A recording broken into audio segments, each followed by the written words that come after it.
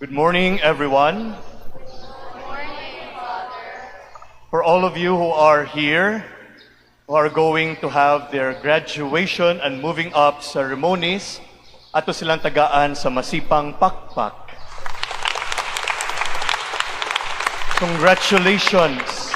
No, you have achieved, you have reached this level or this stage of your life. I would like you to look at the one beside you, tanawang inyuhang tupad, and tell that person, mo graduate na ka? Or mo moving up na jud ka? Ug tubag gapod siya, mo graduate jud ko. Or mo moving up na jud ko. My dear graduates, today is a day of gratitude, of joy, and hope. Are you happy? Lagi mo convinced. Are you happy? Very good. Because you stand at the beautiful threshold. One chapter of your life is ending, and another one is about to begin. No? Ang uban ninyo matapos naon, they will continue on in college. Those in the elementary will move forward to high school, junior high school. O ang mga natapos sa ilang junior high school, we move towards senior high school. There's a lot of moving forward. Sa gingon pa sa uban, moving on. No? Ang uban, nasakitan kaayo, maglisod sila og move on. But today, despite whatever has happened, you will be moving forward. You will be moving on. And in this sacred moment, the gospel that we heard today is about a woman caught in adultery. It may seem surprising for us to have this gospel in this joyful occasion. But if we look closely at it, it carries a message that you need as you step into the future. Allow me to share with you something about the gospel.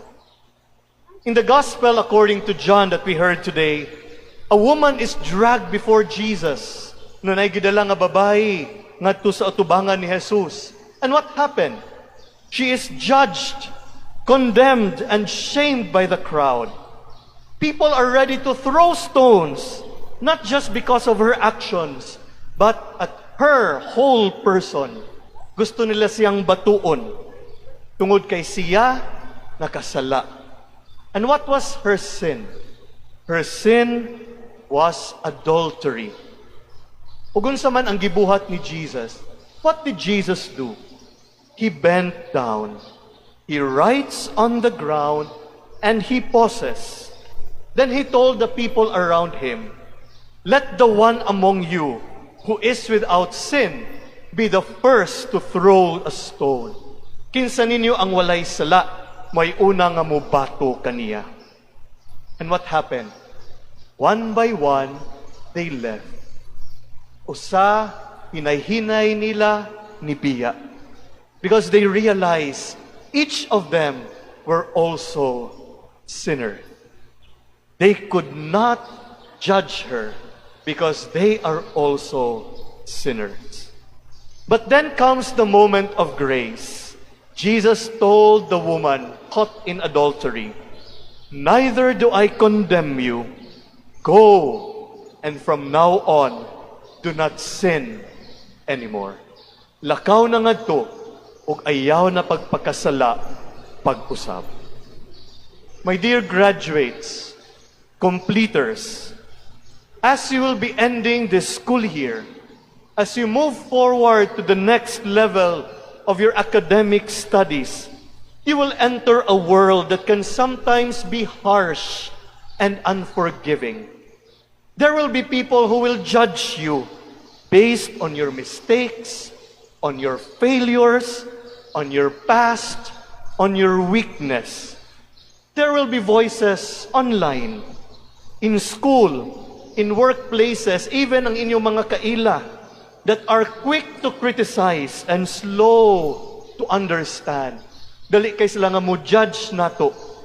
But today, Jesus reminds you, your worth is not defined by your worst moment.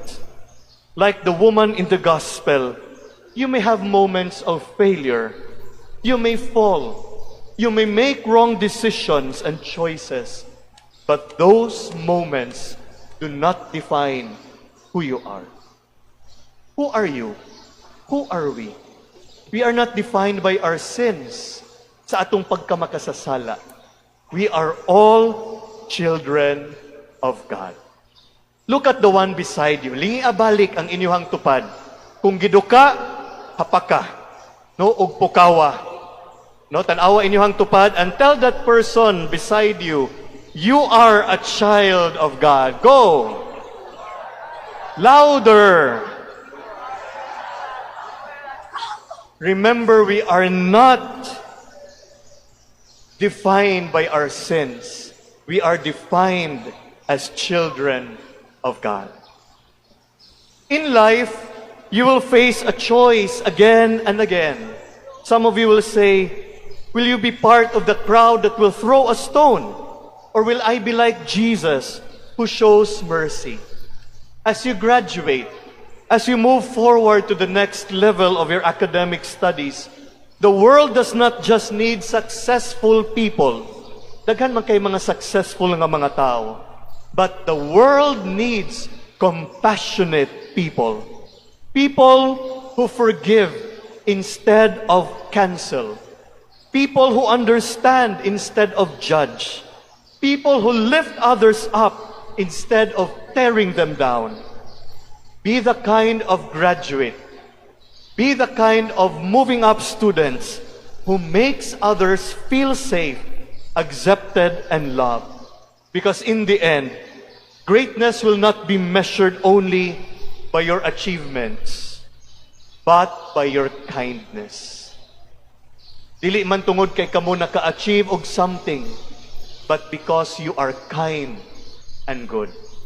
People will not only remember you, not because you have been successful, but tungod kay ikaw buutan. Tungod kay ikaw na kahibalo nga muhigog pa. Tungod kay ikaw kahibalo nga musabot ug mudawat. And the most beautiful part of the gospel is this. Jesus did not condemn the woman, but he also does not leave her where she is. He tells her, go and sin no more. In other words, Jesus is actually telling the woman, you are better than this. You can start again. Your future is still open. My dear graduates, my dear students, this is also the message of Jesus for you today. No matter your past, your mistakes, your regrets, your failures, Jesus sees something greater in you. Na ay nakit-an ang Ginoo nga mas labi pa kadako diha sa inyuha. He believes in your future. He calls you to rise up, to grow, to become the person you were created to be. These coming days, you will receive your diploma. But more than that, you will also receive a mission. To go out into the world, not perfect, but willing to grow. Not flawless, but guided by faith. Not without any mistakes, but full of hope. Carry with you the words of Jesus today. Neither do I condemn you. Go and sin no more. Let these words guide your decisions. Let them shape your character. Let them remind you that every day is a chance to begin again. Tanawa again ang inyuhang tupad. Sige, lingiag, balik inyuhang tupad, inyong classmate, and tell that person beside you, every day is a chance to begin again. Go. Every day is a chance to begin again.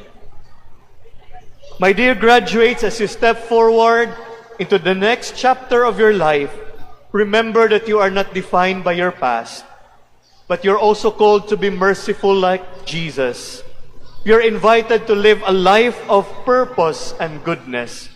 And whenever you feel lost, you feel judged or discouraged, Hear again the voice of Christ who tells you, "Neither do I condemn you." And when you are ready to move forward, hear Him say, "Go and become the best version of yourself. Go and sin no more." Once again, congratulations everyone, and may God bless you all. God bless you.